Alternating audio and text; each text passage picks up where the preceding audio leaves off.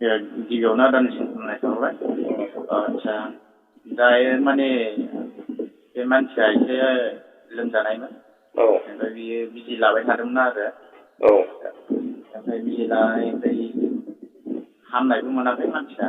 होननाय मोनसेलाय ओमफ्राय गावबो न'आवहाय साननैसो थाहैथ'नो बुंनायखाय माने जोंनाबो बिमा बिफा आइ आफामोनहा होमबालाय साननैसो थाहैथ'दो मोजां मोनजासिम होननानै बुंबाय। ओमफ्राय बिदि होननायखाय माने थांबाय बियो 17 सेप्तेम्बर मासनि 17 थारिख खालिनि बेलासिनि ट्रेनजों थांनो होननानै ओंखारलांदों।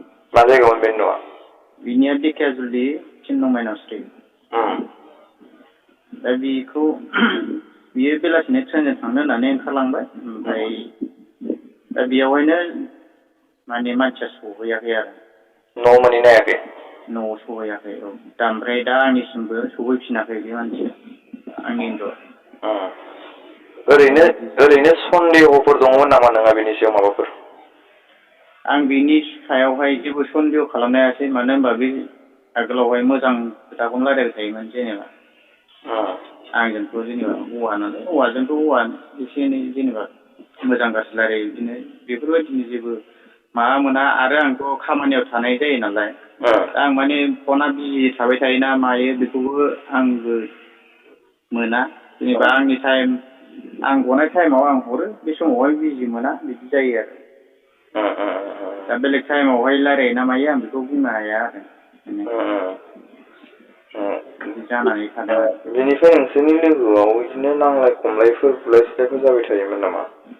बुलाय सुलायथ' गैया जेबो। बुलाय सुलाय गैया। जेबो दावराव दावसि जालायामोन आरोना? औ गैया गैया। ओमफ्राय गथ' दंना गैयामोन नोंसोरनि लोगोआव? गथ' लाथ'वाखै। माने गावबो बेमारिमोन ना। दा बेखौ आङो गिनानै माने आं गावखौनो गाव गिनाय मोननानै मानसिफोरखौ अनेक जानाय नुनायखाय आङो गिनाय मोननानै माने फासयनानै थाथ'नाय जादों आरो। गावबो एसे बादा होथ'बाय थानायखाय बेबायदि जादों। अब्ला दा फंबाया जोंनि बर' समाजनि गासै बिदा फंबायफोरनिसिम रायजो राजाफोरनिसिम मा खावलायहरनो सानो?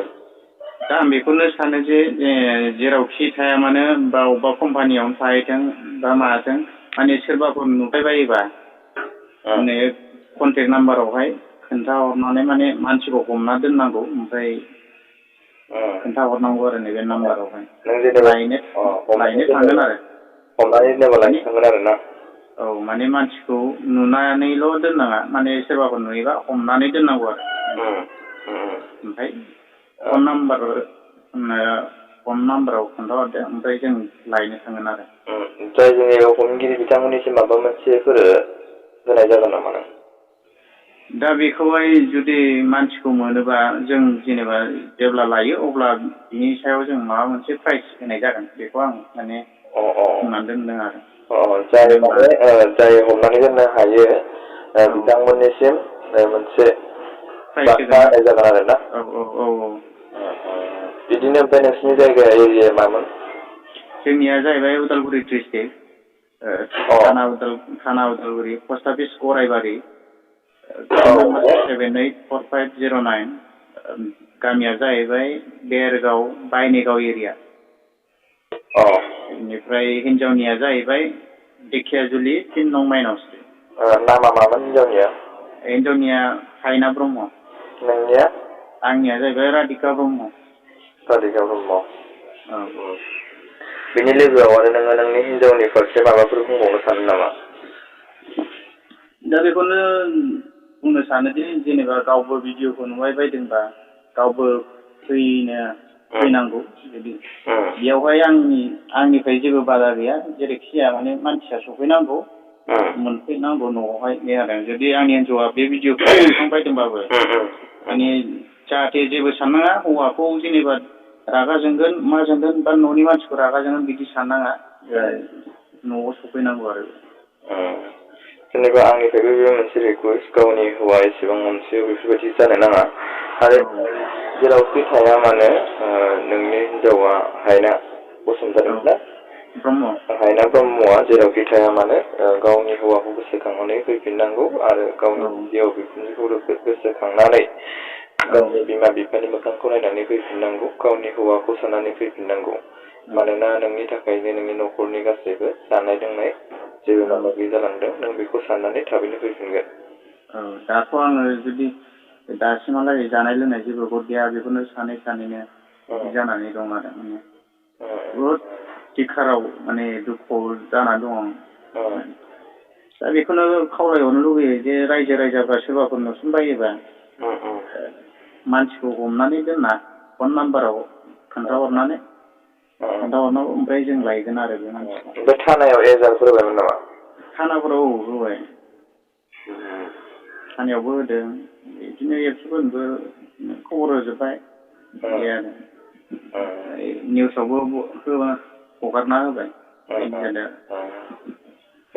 दा मथामथायै मानसिया सफैनांगौ बे आरो जाहाथे सोरबाफोर नुयोब्लाबो हमनानै दोननानै हरबानो बिथांमोनाबो माबा मोनसे बान्थाखौ बा नोंथांमोननि न'खरखौ होनाय जागोन आरो ना माने मानसिखौ नुनानैल' खोन्थाहरनाङा आरो हमनानै दोननांगोन आरो हमनानै दोननांगोन बिदिनो फंबाय जाहाथे सोरबाफोर रां रुफा बेफोरखौ नायदोंबाबो हरनो नाङा जोंनि बर' समाजावनो गोबां गाज्रि मानसि जोनोम मोनदों बा गाज्रि जादों दिनैहाय नोंनि हिनजावखौ मोनबाय होननानै माखासे रां रुफाखौ बिहरनानै दिनै नोंनि हिनजावखौ लांगासिनो गुबुन गारियाव दं जों गारिजों थांनो थावनि थाखाय फैसा हर मा हर होनना बुंहरग्रा दं गोबां जाजाबायबो दिनै माने जों माने लायगोनसो आरो जों मानसिखौ मोनाबा बे बान्थाखौ मोननाय नङा आरो बेनिखायनो हरनो नाङा दा बिदिनो मैया मोनसे कल फैदोंमोन बेबायदिनो भाइरेल कल फैदोंमोन आरो बिदिनो जादों आंनि घटनाया नोंनाव हरदोंमोन नामा आंनाव हरदोंमोन मा बुंहरनायमोन थारमाने बियो गावनावहाय गुवाहाटियावहाय मावग्रा लोगोआहाय माने